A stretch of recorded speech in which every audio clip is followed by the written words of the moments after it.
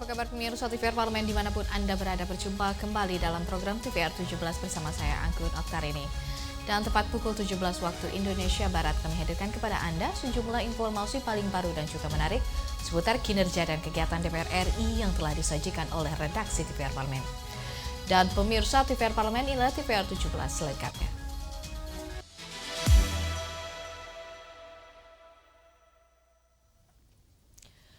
Komisi 9 DPR RI dukung peningkatan implementasi program pelayanan kesehatan peduli remaja ke sejumlah daerah di Indonesia hingga tingkat puskesmas guna cegah dan atasi kasus seks bebas yang terjadi pada kalangan remaja. Komisi 9 DPR RI mendukung peningkatan implementasi program pelayanan kesehatan peduli remaja atau PKPR ke sejumlah daerah di Indonesia sampai ke tingkat puskesmas agar mampu mencegah dan mengatasi kasus seks bebas yang terjadi pada kalangan remaja. Saat menerima audiensi mahasiswa Fakultas Kesehatan Masyarakat Universitas Indonesia, anggota Komisi 9 DPR RI Edi Wuryanto mengatakan, program pelayanan kesehatan kepada remaja menjadi solusi dalam mengatasi maraknya pergaulan bebas yang terjadi di kalangan remaja saat ini. Pelayanan kesehatan remaja di puskesmas sebagai solusi terhadap maraknya pergaulan bebas. Nah, saya kira ini juga hal yang perlu ditanggapi, tapi juga nanti terintegrasi dengan layanan kesehatan yang dikelola oleh Kemenkes yang sudah berdasarkan life siklus kehidupan. Jadi pada aspek remaja nanti kebebasan seks bebas itu menjadi salah satu isu penting. Kalau melihat pilar penting dari Kementerian Kesehatan itu kan transformasi layanan kesehatan primer. Kalau transformasi layanan kesehatan primer berarti layanan kesehatan diarahkan pada puskesmas. Promotif preventif menjadi yang utama. Nah, kalau ini menjadi pondasi ya politik anggarannya harus dinaikkan. Lebih lanjut, Edi menambahkan, transformasi layanan kesehatan harus mengutamakan aspek pencegahan yang dimulai dari tingkat puskesmas dengan melibatkan peran serta orang tua dalam mengawasi perkembangan pola perilaku anak ketika memasuki usia remaja. Ajib dan Syamsul, TVR Parlemen, melaporkan. Anggota Komisi 10 DPR RI Mercy Christy Barnes nilai pentingnya pengembangan literasi daerah dan juga kesejahteraan pustakawan, terutama di wilayah-wilayah tertinggal, terdepan, dan terluar. Dalam rapat dengar pendapat bersama Perpustakaan Nasional, anggota Komisi 10 DPR RI Mercy Christy Barnes menyuarakan pentingnya pengembangan literasi daerah serta kesejahteraan pustakawan, terutama di wilayah tertinggal, terdepan, terluar. Ia menilai Perpustakaan Nasional perlu memperluas cakupan cetak literasi, tidak hanya fokus pada karya berskala nasional. Literasi lokal dinilai penting untuk memperkaya hasanah pengetahuan bangsa. Mercy menyarankan dana dari Lembaga Pengelola Dana Pendidikan atau LPDP dapat diakses untuk mendukung penerbitan karya-karya literasi lokal. Di beberapa wilayah pegunungan misalnya ada entitas hasil-hasil produksi misalnya jagung ungu yang mungkin nggak ada di daerah lain. Nah, kita sangat berharap usulan saya juga apakah bisa mengakses dana dari LPDP sehingga ada hasil-hasil literasi yang bagus bisa diakses lewat Perpustakaan Nasional untuk dicetak, Pak, berkaitan dengan tunjangan pustakawan. Kami cukup tercengang-cengang ketika turun kunjungan ke lapangan dan kami mendapat data sesuai dengan regulasi di Indonesia ini. Untuk tingkat ahli, pustakawan ahli itu tunjangan tertinggi itu cuma Rp1.300.000. Tak hanya itu, Mercy mengungkapkan keprihatinan mendalam terhadap tunjangan pustakawan yang dinilai sangat rendah. Menurutnya, kesejahteraan pustakawan adalah bagian penting dari upaya peningkatan literasi nasional. Lebih lanjut, Mercy berharap Perpustakaan Nasional, Kementerian Keuangan, dan seluruh pemerintah daerah dapat duduk bersama mencari solusi atas rendahnya literasi dan kesejahteraan pustakawan di daerah. Dari Senayan, Jakarta, Bondan Imana, TVR Parlemen, melaporkan. Anggota Komisi 2 DPR RI Heri Gunawan dorong pemerintah khususnya Kementerian Dalam Negeri segera selesaikan dan tetapkan rancangan peraturan pemerintah tentang penataan daerah dan juga desain besar penataan daerah yang telah tertunda selama 9 tahun. Anggota Komisi 2 DPR RI Heri Gunawan mendorong pemerintah khususnya Kementerian Dalam Negeri untuk segera menyelesaikan dan menetapkan rancangan peraturan pemerintah tentang penataan daerah dan desain besar penataan daerah yang telah tertunda selama 9 tahun. Sesuai Undang-Undang Nomor 23 Tahun 2014 tentang pemerintah daerah, pemerintah wajib menyusun aturan teknis mengenai penataan daerah paling lambat 2 tahun setelah undang-undang tersebut disahkan. Terlebih, desa terada berperan penting dalam menentukan jumlah ideal provinsi dan kabupaten kota di Indonesia, serta menjadi acuan dalam melakukan penataan, pemekaran, maupun penggabungan otonomi daerah. Seharusnya peraturan pemerintah ini ditetapkan pada tahun 2016.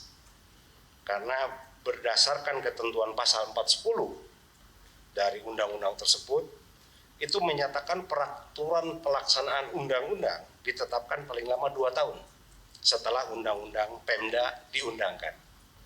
Sehingga jika dihitung sampai hari ini ataupun sekarang, ini ada keterlambatan kurang lebih 9 tahun. Alasan yang dikemukakan oleh pemerintah untuk menunda pembentukan PP karena adanya moratorium pemekaran daerah. Saya pikir hal ini bukan hal yang tepat. Mengingat pembentukan PP ini kan merupakan perintah undang-undang yang memiliki kedudukan hukum yang lebih tinggi. Selain itu, Heri Gunawan meminta pemerintah menyusun kedua RPP tersebut secara cermat dengan mempertimbangkan keuangan negara dan kemampuan calon daerah yang membentuk pendapatan asli daerah. Andini dan Angga, TVR Parlemen, melaporkan. Menteri Desa dan Pembangunan Daerah Tertinggal Yandri Susanto mengungkapkan bahwa sekitar 3.000 desa di Indonesia masih belum teralirkan listrik. Terkait hal ini, PLN bersama dengan Kementerian SDM komitmen penuh sediakan listrik hingga ke seluruh pelosok tanah air, termasuk daerah 3T melalui program listrik masuk desa atau LISDES. Kami akan hadirkan informasinya sesaat lagi. Tetap bersama kami di TVR 09.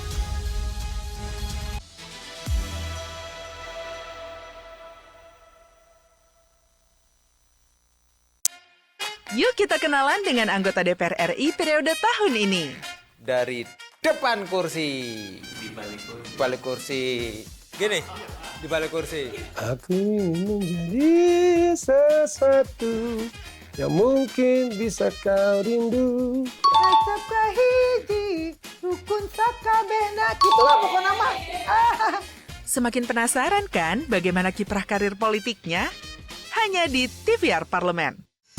Kehadiran mereka tidak hanya mewakili suara perempuan, tetapi juga membawa perspektif yang beragam, serta pengalaman hidup yang unik ke dalam proses pembuatan kebijakan.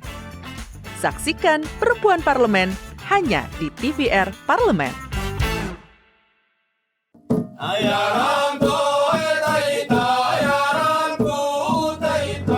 Segala hal ada di luar sana. Lalui rintangan, terus bergerak. Maju menembus batas. Jelajahi dan buktikan. Marilah kita memasuki acara ketiga rapat paripurna Dewan hari ini, yaitu pembicaraan tingkat 2 pengambilan keputusan atas rancangan undang-undang tentang perubahan kedua. Halo pemirsa TVR Parlemen, saat ini saya sedang berada di Desa Wairebo. Ketika aspirasi rakyat didengar, kami hadir sebagai media referensi Indonesia.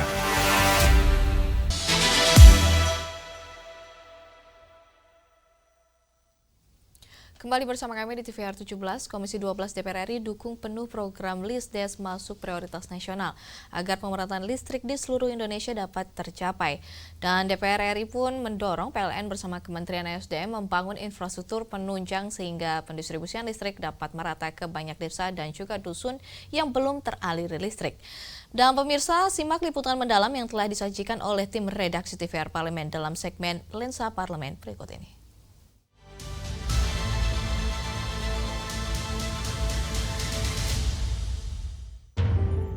Menteri Desa dan Pembangunan Daerah Tertinggal mengungkapkan, sekitar 3.000 desa di Indonesia masih belum teraliri listrik.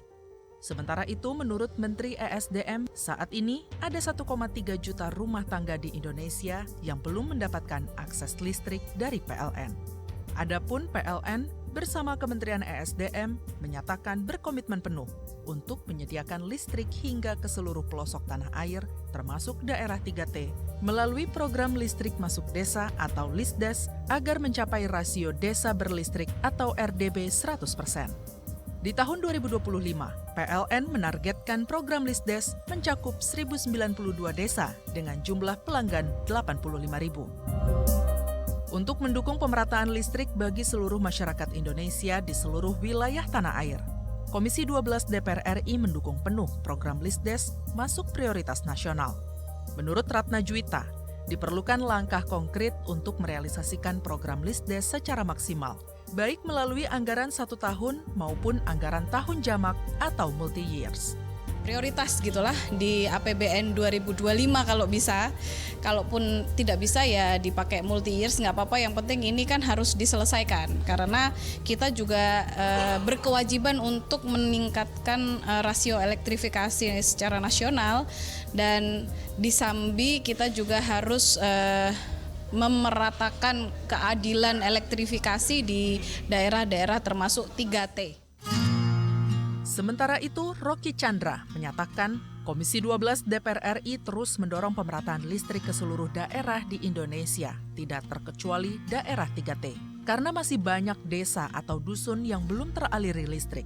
Padahal, listrik menjadi kebutuhan masyarakat untuk menunjang berbagai aktivitas dan berpengaruh pada kualitas SDM. PLN bersama Kementerian ESDM harus berupaya membangun infrastruktur penunjang sehingga bisa mendistribusikan listrik secara merata ke banyak desa dan dusun yang belum teraliri listrik.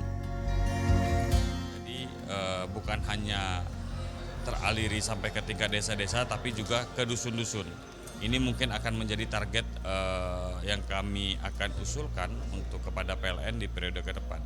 Berat memang berat, sulit memang sulit, karena ini membutuhkan kolaborasi antara PLN dan juga pemerintah daerah. Ini juga berkaitan dengan akses-akses yang ada di dusun-dusun yang harus dilalui untuk bisa dialiri listrik. Tim Liputan TVR Parlemen.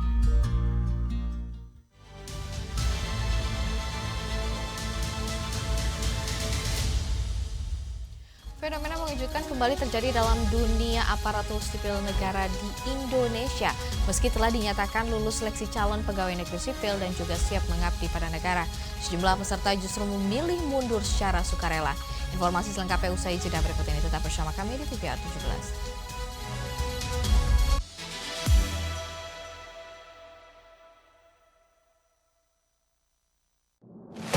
Bapak Ibu ini kan orang-orang pintar setaunya saya di Kemendikbud. Ya, hakim yang memutuskan vonis bebas mereka sakit semua. Kalau memang ada yang terlibat, langsung pecat Pak, langsung beri sanksi. Dan usulkan.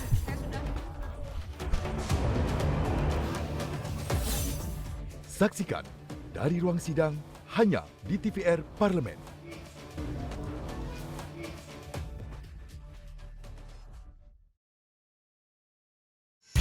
Kehadiran mereka tidak hanya mewakili suara perempuan, tetapi juga membawa perspektif yang beragam serta pengalaman hidup yang unik ke dalam proses pembuatan kebijakan.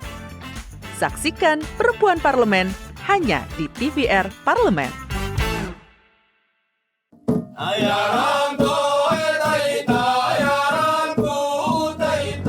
Segala hal ada di luar sana. Lalui rintangan, terus bergerak. Maju menembus batas. Jelajahi dan buktikan. Marilah kita memasuki acara ketiga rapat paripurna Dewan hari ini, yaitu pembicaraan tingkat 2 pengambilan keputusan atas rancangan undang-undang tentang perubahan kedua. Halo pemirsa TVR Parlemen, saat ini saya sedang berada di Desa Werebo. Ketika aspirasi rakyat didengar, kami hadir sebagai media referensi Indonesia. Semangat Kartini harus selalu hidup dalam diri kita. Berani bermimpi, berkarya. Berpendapat dan membawa perubahan. Untuk terus memperjuangkan hak wanita Indonesia. Terima kasih untuk semua Kartini di negeri ini. Kalian hebat, kalian berharga. Selamat Hari Kartini.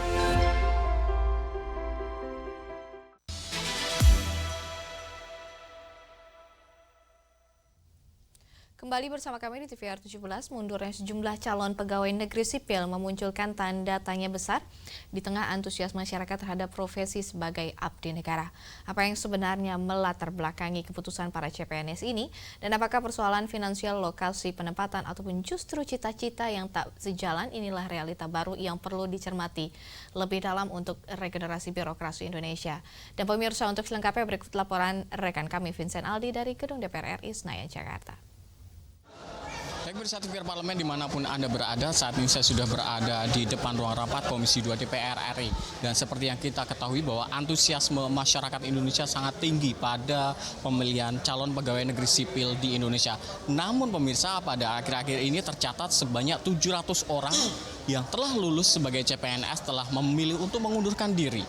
Hal ini tentu saja menimbulkan polemik dan spekulasi dan pertanyaan publik, sebenarnya apa alasan pribadi, pertimbangan karirkah, dan persoalan formasi ataupun juga dengan lokasi penempatan seperti apa. Dan tentunya ini juga mencerminkan dinamika dari dunia kerja yang terbaru, dan kita akan bahas dengan salah satu anggota Komisi 2 DPR RI, yaitu dengan Bapak Ahmad Irawan dari fraksi Golkar. Bapak, apa sebenarnya yang menjadi respon untuk hal-hal yang baru ini, Pak, CPNS yang telah lulus tapi telah memilih untuk mengundurkan diri, Pak?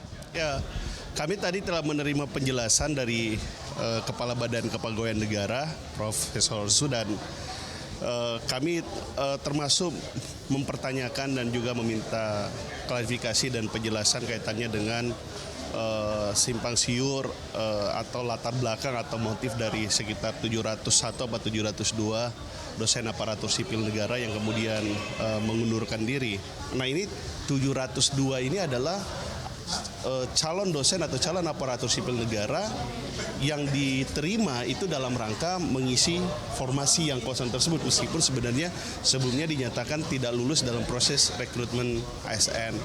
Nah, makanya kemudian kami minta penjelasan tadi apa yang kemudian melatar belakangi ke 700 orang tersebut mengundurkan diri gitu. Nah, ada beberapa alasan tadi, misalnya satu kaitannya dengan penempatan, yang kedua bahwa mereka yang lagi terikat kerja, terus ketiga izin keluarga, ada yang orang tua masih sakit, terus ya lain-lain, ada beberapa sebab tadi yang disampaikan oleh Kepala BKN kepada kami yang menjadi alasan kenapa kemudian ratusan orang tersebut mengundurkan diri. Tetapi yang pasti bahwa sebenarnya bukan karena sejak awal mereka lulus dalam formasi tersebut, tapi tidak lulus kemudian daripada formasinya kosong mereka ditempatkan. Misalnya tadi Kepala BKN mengambil contoh misalnya penerimaan dosen sosiologi di Universitas Jember, formasinya 2, sudah lulus dinyatakan 2, tapi pendaftarnya 4, jadi pendaftar 3 dan 4, nah daripada kosong diterima kemudian sebagai ASN, kemudian misalnya ditempatkan di Universitas Haluoleo Kendari gitu. Jadi yang 3-4 ini daripada dosen sosiologi di sana misalnya kosong, itu menggunakan 3-4 ini karena yang di sana tidak ada pendaftarnya. Jadi sebenarnya mundurnya itu lebih kepada terkait dengan hal tersebut gitu. Berarti ini kan juga terkait dengan sistem optimalisasinya, Kak, ya, masuk-masukkan gitu. Lantas bagaimana DPR RI sendiri memandang dari evaluasi sistem ini, Pak? Saya kira ini bagus diambil kebijakan optimalisasi ini, tinggal kemudian memang ke depan terkait dengan kebijakan optimalisasi ini ke depan memang bagusnya pertama disosialisasikan terlebih dahulu bahwa memang ada ruang untuk melakukan optimalisasi. Yang kedua memang harus dilakukan komunikasi terlebih awal, jadi opsi-opsi yang sebenarnya harus telah disampaikan terlebih dahulu. Kami sih berharap ke depan seperti itu supaya calon aparatur sipil negara yang mengikuti proses rekrutmen tidak kaget dengan proses penempatan itu, sehingga memang mereka sejak awal memiliki kesiapan untuk misalnya memang ditempatkan di mana saja gitu, dalam formasi apa saja, yang penting dalam kompetensi yang sama gitu. Terima kasih banyak Bapak atas kesediaan dan waktunya. Selamat bertugas kembali. Baik pemirsa, demikianlah wawancara saya dengan salah satu anggota Komisi 2 DPR RI, Bapak Ahmad Irawan dari fraksi Golkar terkait dengan banyaknya para calon pegawai negeri sipil yang telah rela mengundurkan diri sebelum dilantik. Terima kasih atas perhatian Anda pemirsa dan saya kembalikan ke rekan saya di studio. Selanjutnya pemirsa, apa saja yang menjadi sorotan di media online nasional pada hari ini? Usai jeda tetap bersama kami di TVR 17.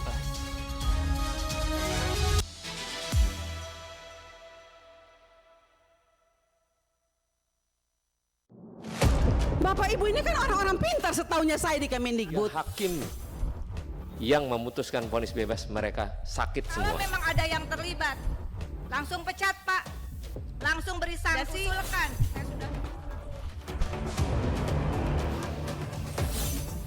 Saksikan dari ruang sidang hanya di TVR Parlemen.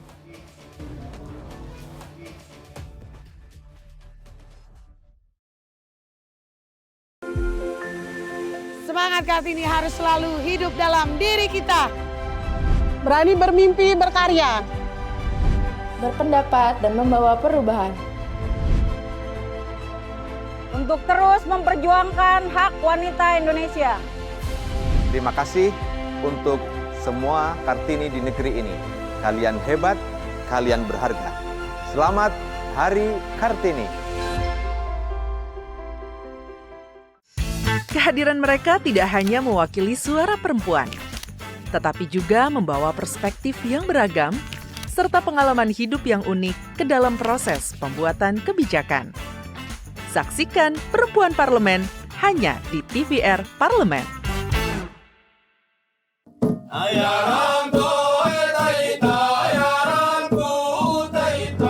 Segala hal ada di luar sana. Lalui rintangan, terus bergerak, maju menembus batas. Jelajahi dan buktikan. Marilah kita memasuki acara ketiga rapat paripurna Dewan hari ini, yaitu pembicaraan tingkat 2 pengambilan keputusan atas rancangan undang-undang tentang perubahan kedua. Halo pemirsa TVR Parlemen, saat ini saya sedang berada di Desa Wairebo. Ketika aspirasi rakyat didengar, kami hadir sebagai media referensi Indonesia.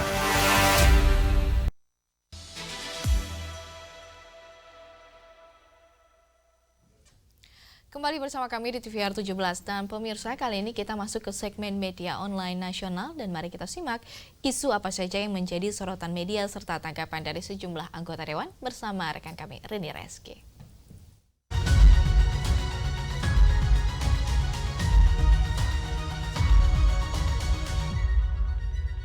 Baik, terima kasih rekan Anggun dan selamat sore pemirsa. Kita masuk ke berita pertama yang menjadi headline di media online pada hari ini, yaitu mengenai pidanakan premanisme berkedok penagih utang. Di sini pemirsa, aparat harus tindak tegas. Kita lihat ke layar kaca. Dan di sini anggota Komisi 3 DPR RI yaitu Martin Daniel Tumbelak mengecam keras insiden pengeroyokan terhadap seorang perempuan oleh kelompok debt collector yang terjadi di depan kantor Polsek Bukit Raya Pekanbaru. Tentunya peristiwa yang terekam dan juga viral di media sosial ini merupakan bentuk nyata premanisme berkedok penagihan utang yang mencederai rasa keadilan dan juga keamanan masyarakat. Ketidakmampuan aparat dalam bertindak merupakan bukti negara belum hadir secara maksimal dalam menjamin keamanan rakyat, pemirsa. Dan juga di sini pemirsa, DPR RI mendesak tindakan hukum diberikan secara maksimal terhadap para pelaku, termasuk penerapan pasal penganiayaan dan juga perusakan, dan juga pembentukan regulasi tegas larangan kekerasan dan penahanan barang pribadi dalam praktek penagihan. Selain itu pemirsa, di sini juga Polri sebagai institusi penegak hukum diminta untuk sigap dan juga memperkuat kehadiran dalam menangani kekerasan publik. Apalagi jika terjadi di sekitar kantor kepolisian. Kita beralih ke berita selanjutnya yang juga menjadi headline di media online pada hari ini. Mengenai siswa keracunan, MBG harus dievaluasi, legislator ini alarm kelas. Kita lihat kembali ke layar kaca.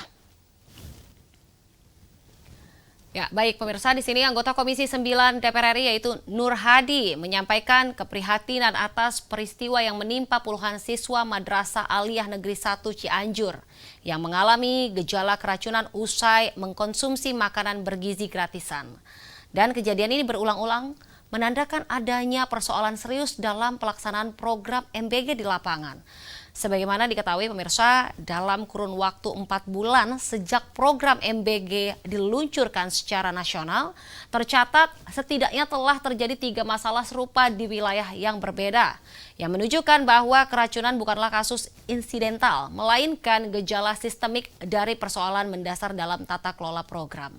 Tentunya di sini DPR RI mendorong pemerintah daerah dan juga dinas kesehatan setempat lebih aktif dalam melakukan pengawasan berkala, serta pelatihan bagi para penyedia makanan di sekolah-sekolah.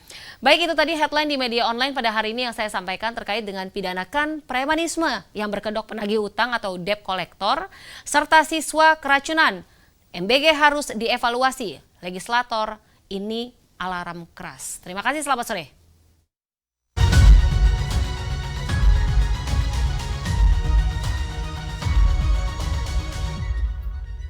Terima kasih rekan Rini yang telah menyampaikan sejumlah update sorotan dari media online nasional pada hari ini. Dalam segmen media online tadi pemirsa sekaligus menutup program TVR 17 edisi sore hari ini. Saya Angga Notarini beserta seluruh kru TVR Parlemen yang bertugas mengucapkan terima kasih dan pamit undur diri dari hadapan Anda. TVR Parlemen, Frekuensi Indonesia.